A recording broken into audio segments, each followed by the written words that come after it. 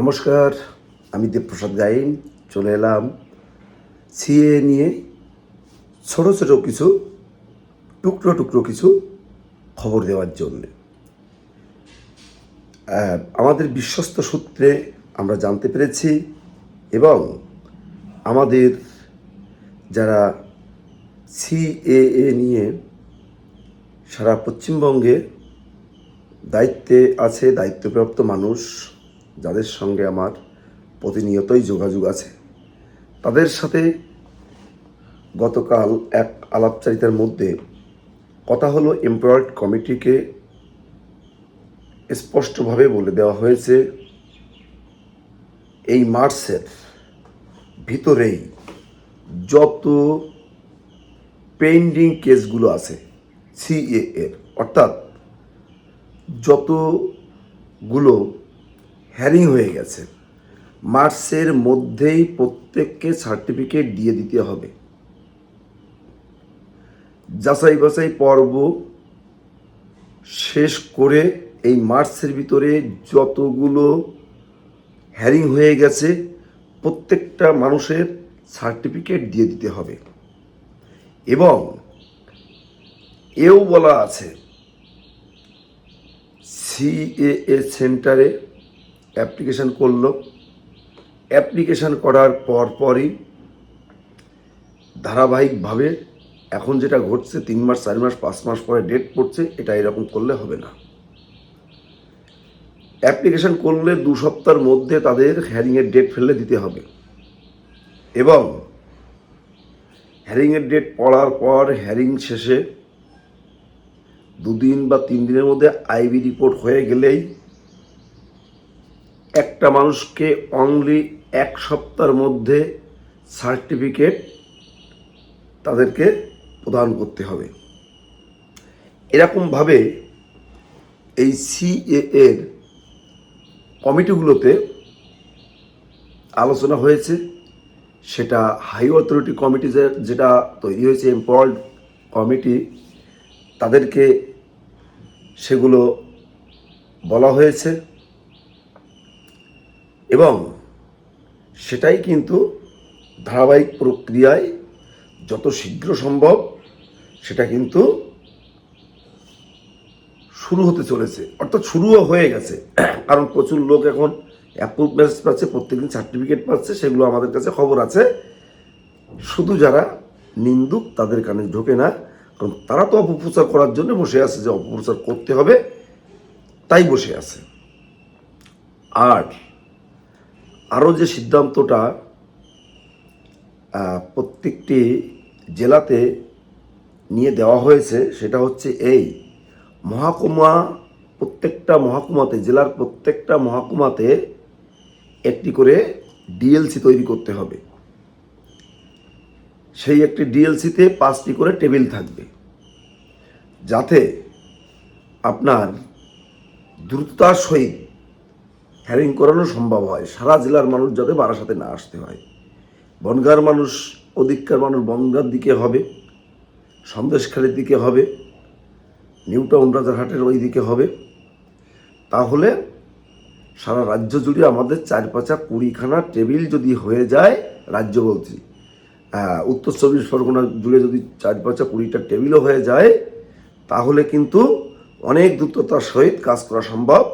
সেটা কিন্তু আলাপ আলোচনার মাধ্যমে আমাদের এই সিএএর ছোট বড় মাঝারি যে কমিটিগুলো আছে তাদের মাধ্যমে আলাপ আলোচনার মধ্য দিয়ে এইটা কিন্তু সর্বসম্মতিক্রমে সিদ্ধান্ত নেওয়া হয়েছে।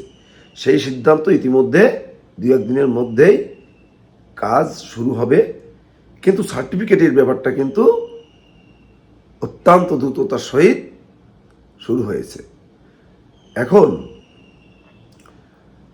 আমাদের কি কর্তব্য, কি করণীয়, সেগুলো কিন্তু আমাদের নিজেদেরকে একটু ভাবতে হবে। শুধু যে কবিগুরু অসীম সরকার দায়িত্বে আছে, আমাদের ধর্মগুরু শান্তনু ঠাকুর দায়িত্বে আছে, সুব্রত ঠাকুর দায়িত্বে আছে, আমাদের কমলেশজি পাণ্ডের দায়িত্বে আছে, বা প্রদীপ যোশী দায়িত্বে আছে, তাদের ঘাড়ের উপরে সমস্ত দায় ফেলে দিলে হবে না। তারা তো আপনাদের আইনের দিকটা দেখে দিচ্ছে, কি কি করতে হবে সেগুলো দেখে দিচ্ছে, কিন্তু তাদের যে আদেশ অর্থাৎ তাদের যে অনুরোধ, সেই অনুরোধগুলো আমরা কিন্তু উদ্বাস্তুরা রাখছি না। কি অনুরোধগুলো রাখছি না? অনুরোধগুলো হচ্ছে আপনাদেরকে স্পষ্টভাবে বলা হচ্ছে আপনারা সিএতে আবেদন করুন, নাগরিকত্ব দেওয়ার দায়িত্ব কেন্দ্র সরকারের। তো আপনারা আবেদনও করছেন না, এদিকে আবার আবল তাবল কথাবার্তাও বলছেন। আজকে প্রথম থেকে আমরা যখন চিল্লিয়ে আসছি, বলে আসছি, যদি আপনারা এতদিন সেই 3 বছর আগের থেকে যদি এই সিএতে আবেদনটা করতেন, এতদিন কিন্তু প্রত্যেকটি মানুষ কিন্তু আপনারা সার্টিফিকেটটা তো পেয়ে যেতেন। সেই সার্টিফিকেটের সুফল ইতিমধ্যে দেখুন প্রচুর লোকে পাচ্ছে, পেয়েছে, সেটা কিন্তু আপনারা দেখতে পাচ্ছেন। এসআইআর ক্ষেত্রে কাজে লাগছে, পাসপোর্টে কাজে লাগছে, ছেলে মেয়ের চাকরির ক্ষেত্রে তাতেও কাজে লাগছে। বাবা মায়ের 47-এর দলিল, উনি যে ভারতীয় তার প্রমাণপত্র চাইছে যখন চাকরি ক্ষেত্রে, তখন কিন্তু এই সিএ সার্টিফিকেটটা কিন্তু কাজে লাগছে। এখন আমাদের সবাইকে একটুখানি ভাবতে হবে যে আমরা কিন্তু রাজনৈতিক কয়েকটা লোকের কারণে, কয়েকজন মানুষের কারণে আমরা তাদের রাজনীতির শিকারে পরিণত হয়ে গেলাম।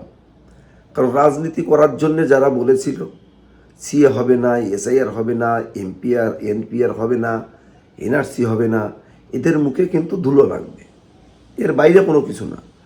আপনি যতই অনশন করুন, আপনি যতই রাস্তা দিয়ে লং মার্চ করে চটির ছিটে ফিতে কেটে ফেলুন, আর আপনি যতই ধর্ণা মঞ্চ তৈরি করুন, আর যতই ধর্ণা দিয়ে বেড়ান, দেশের এই আইন কিন্তু কোনো প্রকারে আপনি পরিবর্তন করতে পারবেন না, বদলাতে পারবেন না।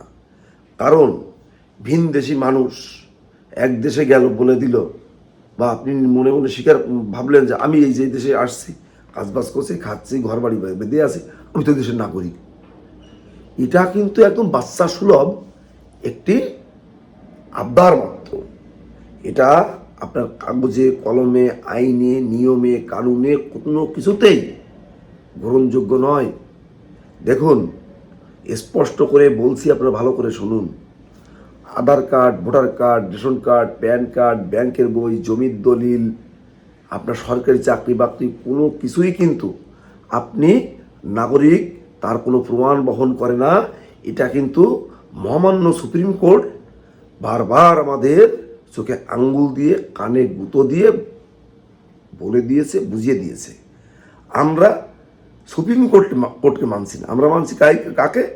দেখবেন আজকে কেউ রাস্তাঘাটে জন্মজুরি করে বেড়াচ্ছে, একটুখানি অমুক দল তমুক দলের কাজবাজ করে তাদের হয়ে একটু এখানে ওখানে মোটামুটি ওই অফিস ভেঙে ওর বাড়িতে ঢিল ছুঁড়ে সে একটু ওই দলের একটু ফাও মাতব্বর হয়েছে, তাকে একটা পঞ্চায়েতের টিকিট ধরে দিয়েছে। তার শোয়ার জায়গা ছিল না, খাওয়ার জায়গা ছিল না, সে এক মোটামুটি টার্মে 3 তলা বাড়ি করে বসে আছে। এদের আয়ের উৎস কি কীভাবে আসলো আপনারা প্রত্যেকে জানেন। এদের চোর বললে চোরকে খাটো করা হয়, ছোট করা হয়। তো এদের কথা আপনারা শুনছেন। এখন আপনারা শিক্ষিত মানুষ, বিবেকবান মানুষ, আপনারা এগিয়ে আসুন। আপনারা ভাবুন যে কেন সিএতে আবেদন করতে হবে।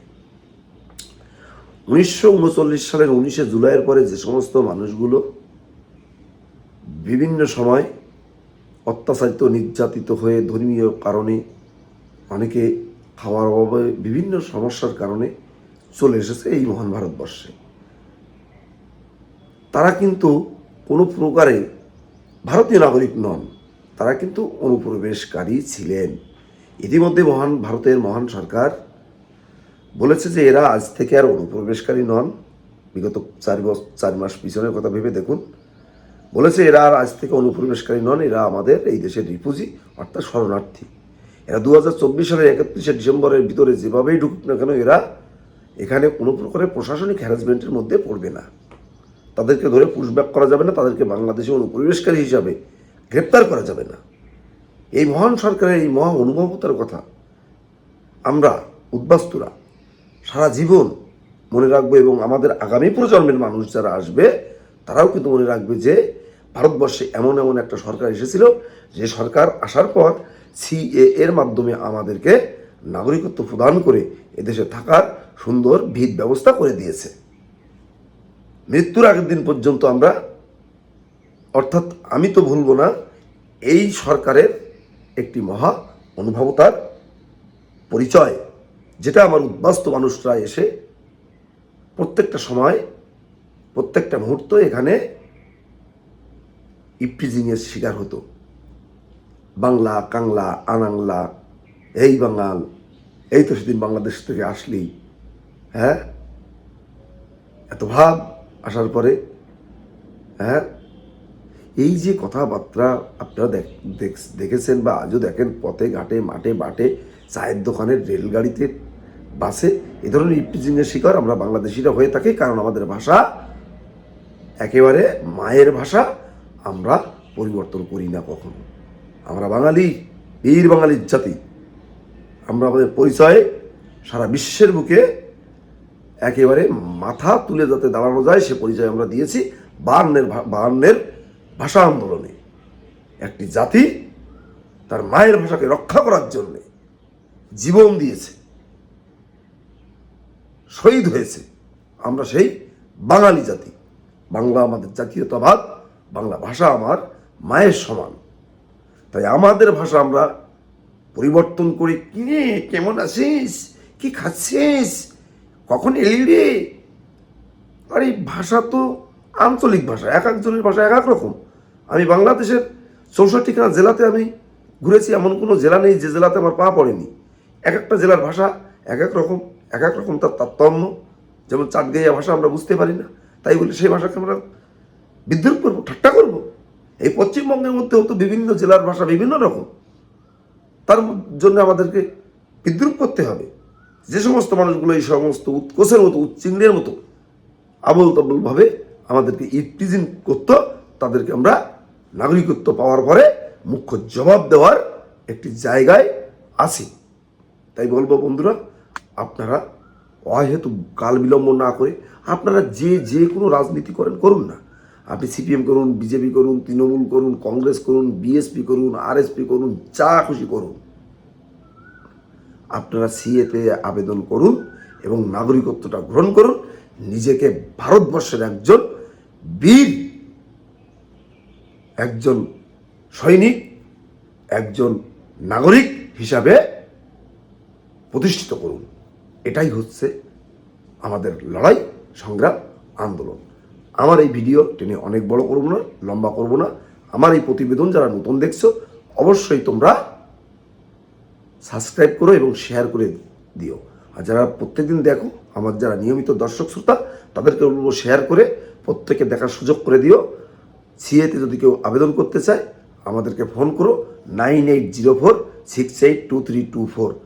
এই পশ্চিমবঙ্গের যে কোনো রাজ্য থেকে করবেন, আমরা আপনাদের সহযোগিতা করব। ভারতবর্ষের যে কোনো রাজ্যে আমার উদ্বাস্তু মানুষরা আছে, আপনারা ফোন করবেন, আমরা যতটুকু সহযোগিতা করার করব। তো সবাই ভালো থাকবেন, সুস্থ থাকবেন। আজকের মতো আমার বক্তব্য এখানে শেষ করছি। সবাইকে নমস্কার।